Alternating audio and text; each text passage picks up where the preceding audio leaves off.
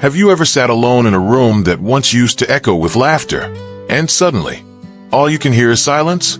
The kind that sinks into your bones, making you feel like the world has moved on without you? Welcome to Forever Strong Seniors. Today, we're sharing a deeply personal story that speaks to something many older adults face, but rarely talk about. What happens when life gets quiet, and you're left to navigate old age on your own? But this isn't a story about despair.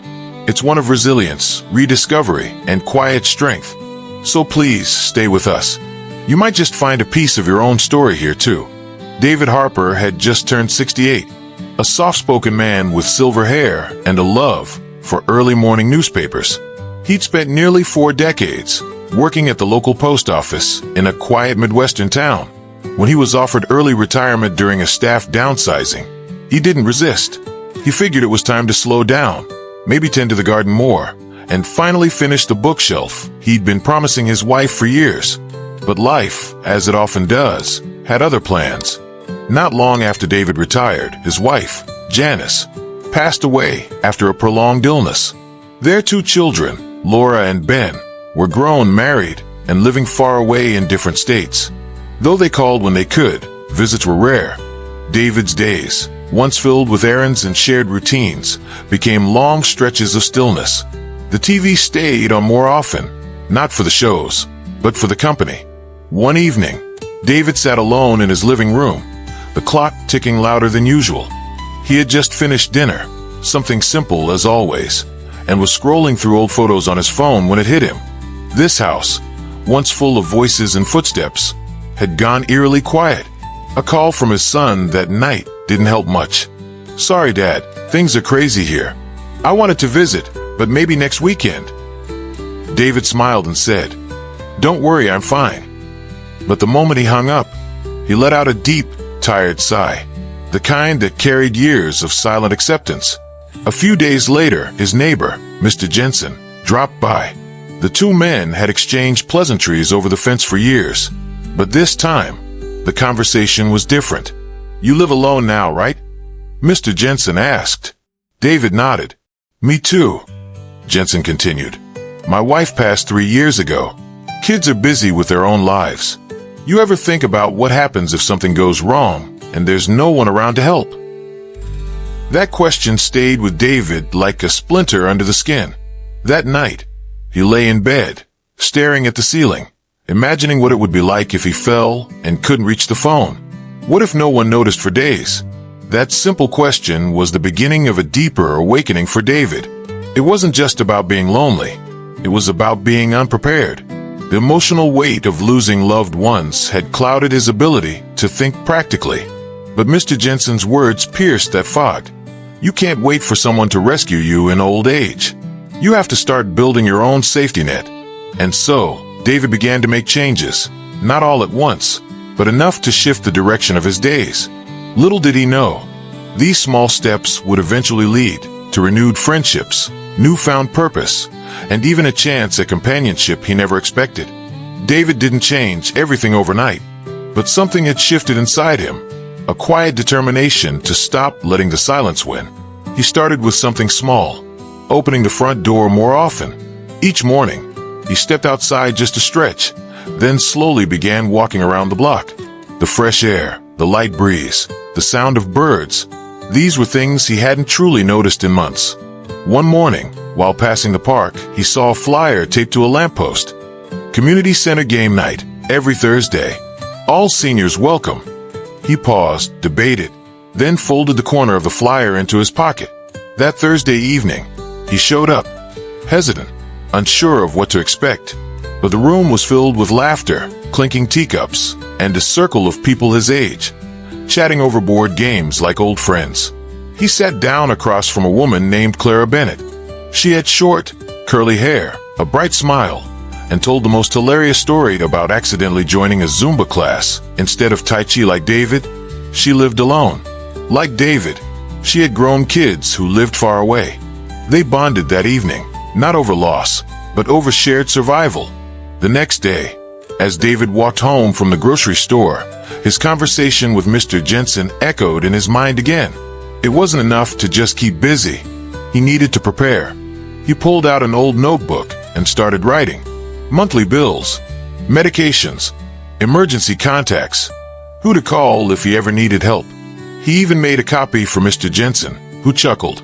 "You're turning into a proper planner now." But David understood that being alone meant being responsible for everything. And that meant not depending on his kids to drop their busy lives every time he needed something. They had their own families now. His job was to make sure he didn't become a burden, not out of pride, but out of love. This was his second big realization. You can mourn the past and still build the future. Loneliness doesn't just come from being alone. It comes from doing nothing about it. So he kept showing up. Game nights, morning stretches, short calls to check in with Mr. Jensen, and longer conversations with Clara. Slowly, the loneliness that had once felt like a fog began to thin. There were still moments when the house felt too quiet, but now, those moments had balance, offset by shared laughter, warm tea, and human connection. And then came a new chapter David never expected. One chilly afternoon, Clara invited him to a local cooking class. "It's not about the food," she winked. "It's about not eating alone." What started as casual meals together turned into grocery trips, recipe swapping, and morning walks. And just like that, companionship snuck into his life. Not dramatic, not grand, just steady and sincere. But as David began to rediscover what it meant to feel seen and cared for again, life was about to test him one more time. Because even as the heart begins to heal, change is never far behind. And for David, the next unexpected shift would ask him to choose between holding on and letting go. For a while, David's life felt full again. Not the same fullness he'd known in his younger years, but a quieter, more peaceful kind. Mornings with Clara were spent sipping coffee on the porch. Afternoons included reading side by side, or trying out new soup recipes they found online. Evenings brought calm conversations about everything and nothing. They never spoke of moving in together. It simply happened. Her toothbrush was in the bathroom. His slippers had found a spot by her door. And somehow, their routines intertwined so naturally that it felt like they'd always been there, sharing life. But life has a way of reminding us that nothing stays the same forever. One Sunday morning, Claire received a call from her son in Arizona. He was getting married and needed help planning the wedding. He asked if she'd consider coming to stay with him for a few months, to help settle things before the big day. When she hung up the phone, her face was a mix of joy and hesitation. She looked at David, eyes uncertain. "I don't want to leave you alone again," she said softly. David tried to smile. "Clara, that's your son. You should be there for him." "I'll be fine." He wasn't fine. But sometimes love means encouraging someone to go, even when you'd rather they stay. A few days later, David drove her to the bus station. They hugged tightly. As the bus pulled away, he stood there, feeling the same ache that had once filled his chest when Janice passed. The house, once warm again, fell back into quiet. But this time, David didn't collapse into the same depth of loneliness. He still went to the park. He still called Mr. Jensen. He still showed up at the community center, though the games weren't quite as fun without Clara's teasing smile across the table. It was different, but not empty. Because this time, he understood something new. Loneliness doesn't mean absence. It means change. And sometimes, the best thing we can do is adapt. After a minor fall in the kitchen that left him shaken, David began thinking seriously about his future. What if it had been worse? What if no one found him? He called Laura and Ben, his children, to discuss a decision he'd been quietly considering: moving into an assisted living community. At first, they resisted. "Dad, won't it feel depressing?" Ben asked. David took a deep breath. "It's not about giving up. It's about having help nearby, having people around, just in case. I'm not trying to disappear. I'm trying to live wisely." Eventually, they agreed. A few weeks later, David packed up his things and moved into a calm, well-kept senior residence on the edge of town. It had a garden, a chess club, and friendly faces who greeted him at breakfast. Here, David discovered another truth. Planning for support is not a sign of weakness. It's an act of self-respect. In choosing this new life, he wasn't surrendering his independence. He was securing his peace of mind. He even met a retired professor named Vernon, who reminded him of Mr. Jensen, sharp-witted, kind, and always up for a match of chess. They became fast friends. The days passed more smoothly, and for the first time in a long while, David felt safe. But just when things seemed to settle, the phone rang. It was Ben, and his voice carried a weight David hadn't heard in years. "Dad, it's Clara. She's been in a serious car accident." David froze. The room around him seemed to vanish. And just like that, everything changed again. What happens when the person who helped you heal is the one you're now at risk of losing? In the final part of David's journey, we'll face that question and discover a deeper strength that only comes from love, loss, and learning how to carry someone in your heart, even when they're gone. David barely remembered the ride to the hospital. His hands trembled, his heart raced, and his thoughts bounced between dread and disbelief. Clara, his steady, joyful companion, was now fighting for her life. When he arrived, his son and daughter were already waiting. The doctor's face said it all. The injuries were too severe. There might not be much time. David stood at Clara's bedside, gently holding her hand. She looked fragile, her skin pale, her breath shallow. Yet, as he whispered her name, her eyelids fluttered, her lips moved, barely a sound, but he saw it. She recognized him, and with one faint breath, she managed to say, "David, live well." Then her hand relaxed in his, and she was gone. The grief that followed was heavy, sharper than David expected. He had known loss before, his wife, the quiet drifting of his children, but this was different. Clara had entered his life like a warm light in a dim room. Losing her felt like that light had gone out.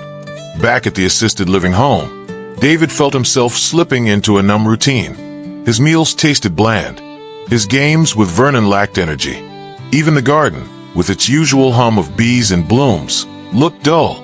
Ben and Laura visited more often, bringing the grandkids, telling stories, making efforts to cheer him up. David appreciated it all, but inside, he was still drifting through a fog.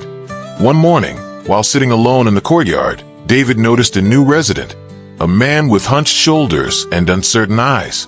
He looked just like David had when he first arrived. Something stirred in him. He walked over, offered a kind smile, and said, "Would you like to join me for a walk around the garden?" The man nodded. They walked in silence at first, side by side, two souls bound not by words, but by shared understanding. That walk didn't erase David's pain, but it softened its edges. He began to realize something important. The people we lose never fully leave us. Clara, Janice, even old Mr. Jensen. Each of them had left a mark on his life, a gentle presence that still echoed in his daily choices, in every small kindness he extended, in every moment he chose to keep living with intention. And that became his final, and perhaps greatest, realization. Growing old alone doesn't mean you are truly alone, because those you've loved, if you carry them in your heart, their love continues through you. Yes, the nights were still quiet. Yes, there were days when the memories hurt. But now, those memories brought warmth too. Gratitude. A sense of having lived, truly lived, even through the sorrow. David continued to write in a small notebook Clara once gifted him. At the top of every page, he wrote the same words, "Live well, even when it's hard." To anyone listening right now, if you're in a chapter of life that feels quieter than you expected, if the seats at your table are fewer, or the phone calls are shorter, please remember this. You are still here. You still have time. And in that time, there's still so much life to be lived. So reach out. Say hello to your neighbor. Join that class you've been putting off. Let someone sit beside you in silence. And above all, don't wait to start living again. Now, we'd love to hear from you. Have you ever gone through a chapter in life like David's? What helped you move forward? Share your thoughts in the comments below. Someone else might find comfort in your story too. And if this video touched your heart, don't forget to explore more heartfelt stories and gentle advice here on our channel, Forever Strong Seniors. Because even in the quiet, we are never truly alone.